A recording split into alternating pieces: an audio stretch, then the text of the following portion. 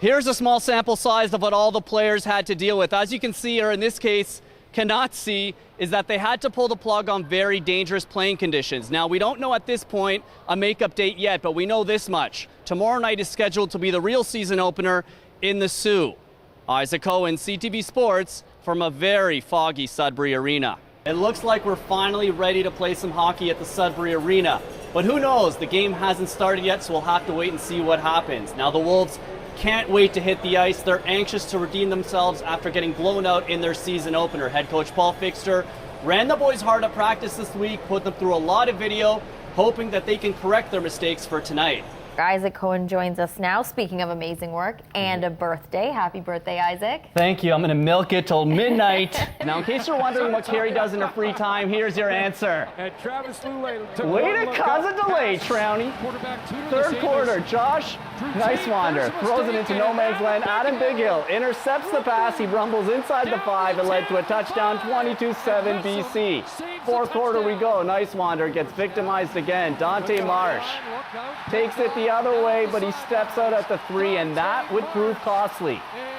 A few plays later, Travis Lule scampers towards the end zone. He's going to take a hard hit to his throwing arm. He would leave the game and not return. The Lions crush Montreal 36-14. Let's begin by sorting out the OUA soccer playoff picture. It's the final day of the regular season.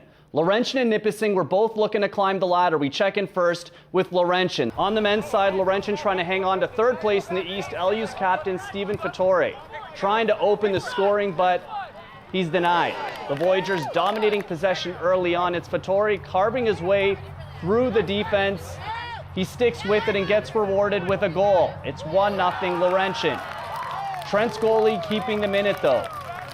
An outstanding save coming up here on Ian Wolfe. Still in the first half.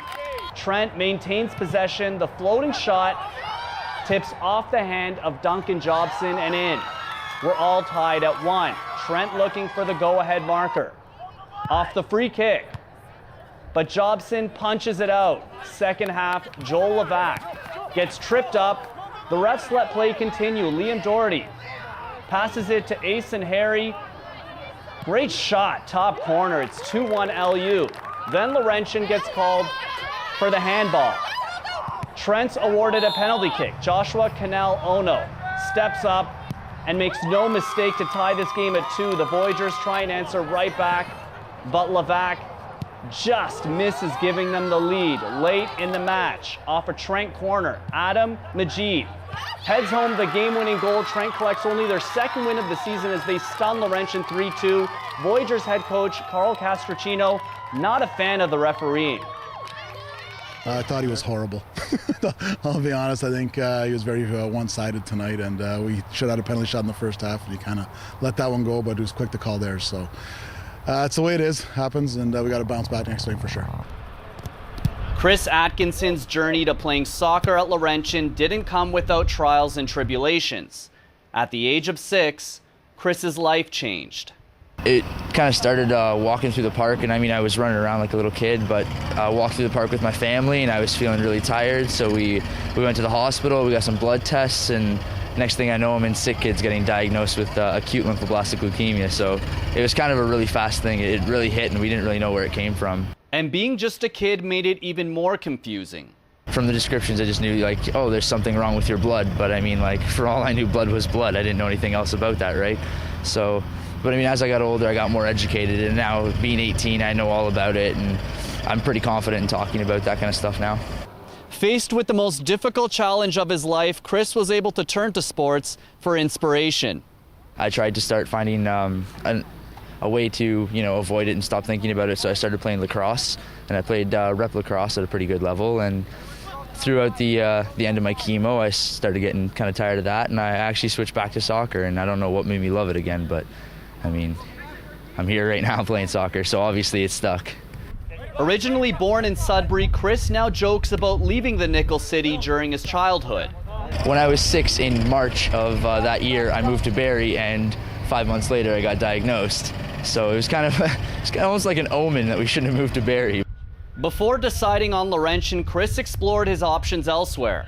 After I wrote my SATs, I got to the point where I figured, you know what, I don't want to go that far away from home, you know. And I applied to a couple other schools here in Ontario, and I got into their programs as well. And it just came down to I want to be around my family a little bit more. And now at 18, Chris can proudly say he's won his 3-year battle with cancer, as he's living his dream of playing soccer at a high level. There's a whole network of things that happen that help kids like myself when we were young to get through tough times like that. And I mean, to see myself where I am right now, I'd say, yeah, I'm pretty proud of what I've done and how far I've come. Isaac Cohen, CTV Sports, Sudbury. Welcome back, everyone. It's the night we've all been waiting for. OHL hockey's return to North Bay. Let's get right to it. The Battalion are hosting the Peterborough Petes. CTV's Claude Sharma is live at Memorial Gardens with your game day report, brought to you by Jiffy Lube. Now, Claude, tonight's excitement speaks for itself, but how are the players dealing with the pressure that comes along with it?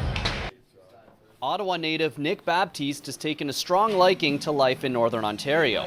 My adults have been unbelievable with me, and he's been here since I first started, and he's been great, and so has management. So I've adjusted really quickly, and I just love it up here. Baptiste is not only a student of the game, but he also thrives at LaSalle Secondary. However, his ability to balance the two hasn't been that easy. It's a little bit tougher, I guess, because you're with a pretty tight-knit group of guys on your team. So when they want to hang out, you always want to hang out with them versus, do your homework or whatever. But you got to make time for those things, and that's really important. Baptiste's 18 goals has more than doubled his output from his rookie season, but his transition to the league didn't go as smoothly as he expected. I learned that quickly that there are so many good players, and that I'm going to have to earn my ice time and earn areas on the ice where I was given to a little bit easier in minor midget.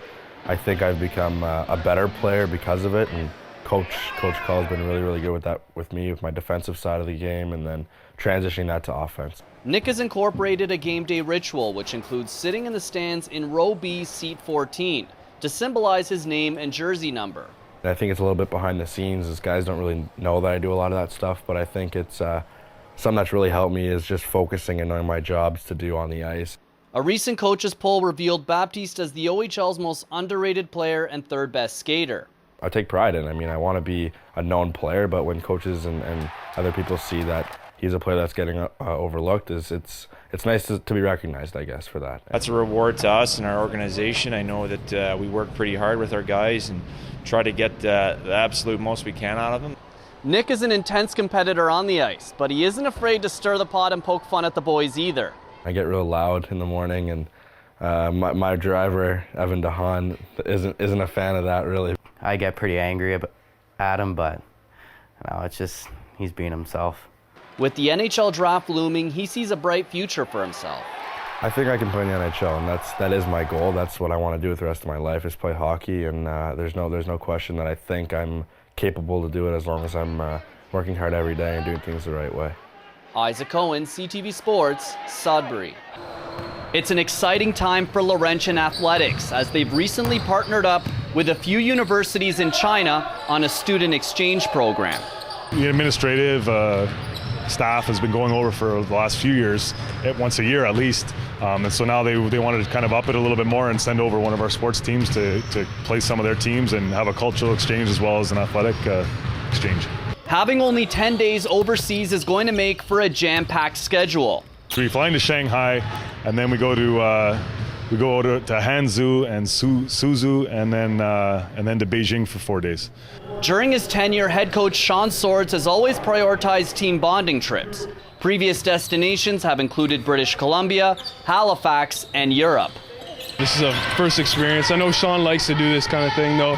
He likes to get, everyone to see a new culture, see new experiences, and going to China, it's going to be like a whole nother world for us. We'll all be closer after this trip. Get to know each other. That's 10 days together in a foreign country, and we only can talk to each other, you know what I mean? So it'll be great for us. We'll become closer than ever.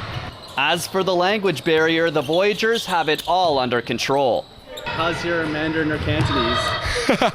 I know ni hao and xie. Thank you and hello. Oh, it's definitely not up to speed. 12 hours on the plane. Hopefully I can catch a few lessons on YouTube or something like that. One of my roommates in res is actually from China, and he told me a lot of people speak English, so hopefully it shouldn't be too bad. Once the Voyagers return from their adventure in China, their focus then shifts on final preparations for their season opener, November the 1st in Waterloo. Isaac Cohen, CTV Sports, Sudbury.